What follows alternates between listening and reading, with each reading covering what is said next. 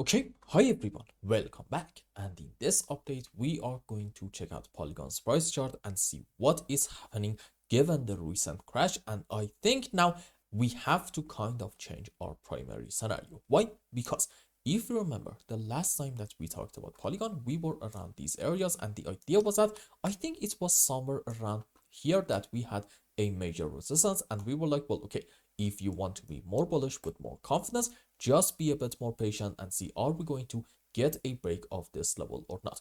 On the other hand, we said what you do not want to see is a rather good move down in order to take this low, and especially this one right in here. And at that point, well, unfortunately, our move down in Polygon is going to continue, maybe at kind of a bit of a rapid pace. And the main idea overall, ignoring the short-term price action, was that we are having off of the lowest low from this point about, let's say, $15.5, 5-wave up into a wave 1, correction for wave 2, and we were saying, well, okay, maybe this is going to be an extension structure into wave 3 and 4 and 5, and this is actually the early stages of having a massive extension.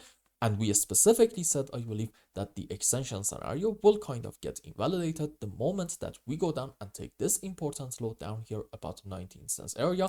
And unfortunately, the bearish scenario in Polygon played out. Now, if you want to check out, for instance, Binance's chart, in there we are actually having some insane shadows. And for instance, as you can see, there we go. The lowest low in here is somewhere around 11 cents. How about maybe Bitstamp chart? Okay, the lowest low is also about 12 cents. How about Kraken's one? There we go. This is also around 12 cents area. But according to Coinbase's chart, the lowest low is just around here, about 15 cents region. And you can maybe even ignore the fact that by like the smallest margin in Polygon, we took the lowest low.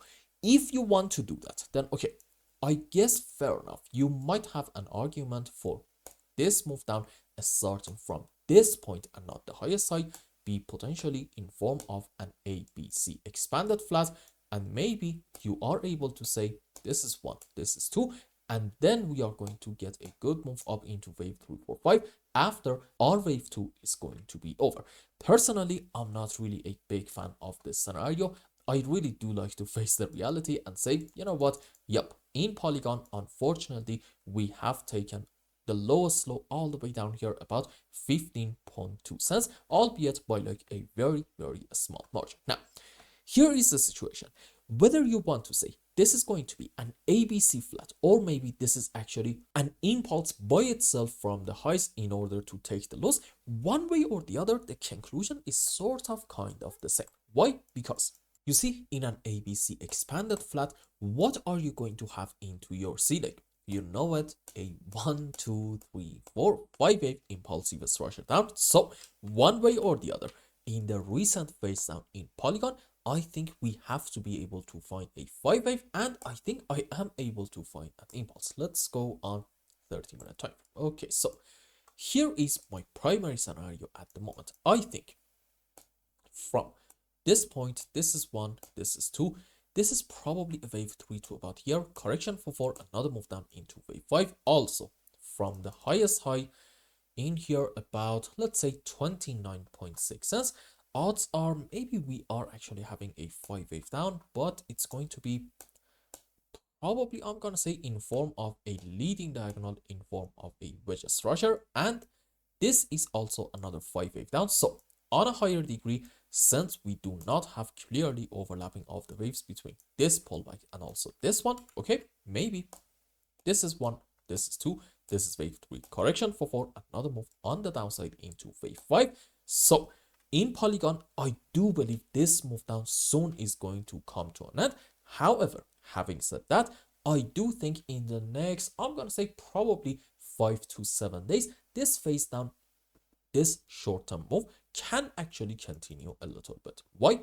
Because let's go on 15-minute time frame and count some waves. So you see, in my opinion, in Polygon, we are having for our wave 5, wave 1 in terms of the subwaves, correction for 2, a strong move down into wave 3, correction for 4, and this is probably in form of an ABC zigzag, and we are going to have soon another move down into wave 5. Now, here's a very important point. Whenever you are having a massive liquidation event like this was literally the biggest liquidation event in the history of the crypto market.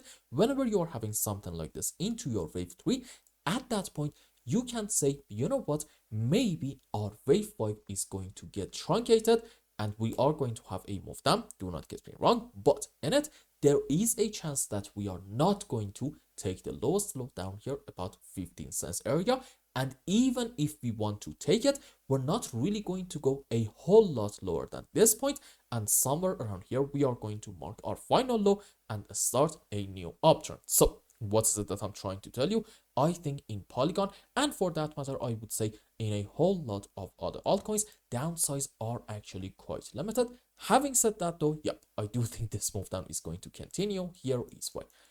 In my view, we are having, let's just take this one. Okay, 1, 2, 3, 4, 5 wave down into wave 3 like this, correction for 4, another move down into wave 5, and at that point, this white 5 wave down is probably going to be once more into a larger degree wave 3, correction for 4, another move down into wave 5, and I do think we are going to be done with this phase in the next probably again 5 to 7 days, and right in here we are going to mark our final low. The question is, should we start bottom hunting in Polygon and buy the absolute lows? I don't really think so. Why? Because usually buying the lows do not really end up well for me, and overall on the margin I'm actually going to lose a good bit of money if I want to buy the absolute lows.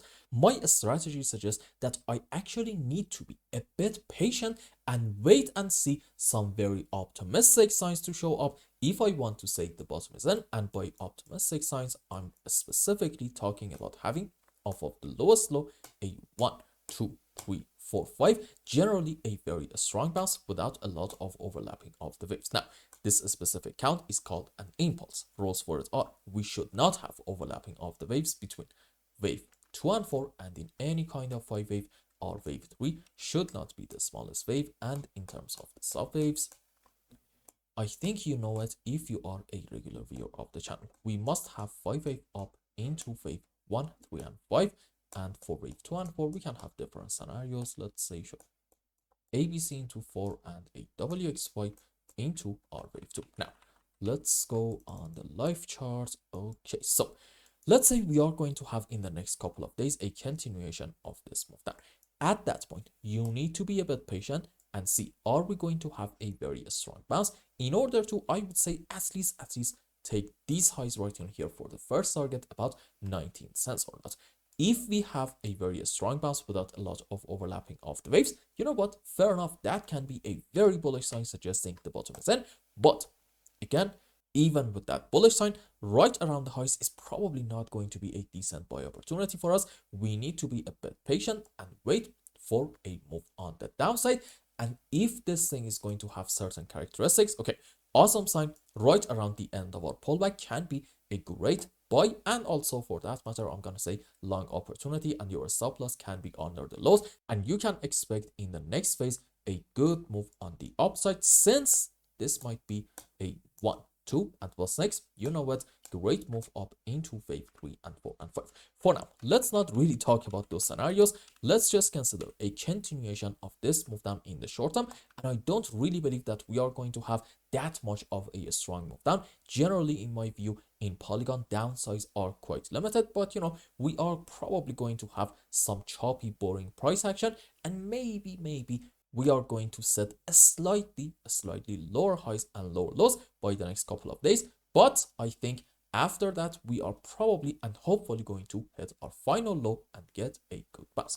And I hope I explained everything well and you understood what is going on in Polygon's price chart. And until the next update, I hope you have a wonderful time. Goodbye.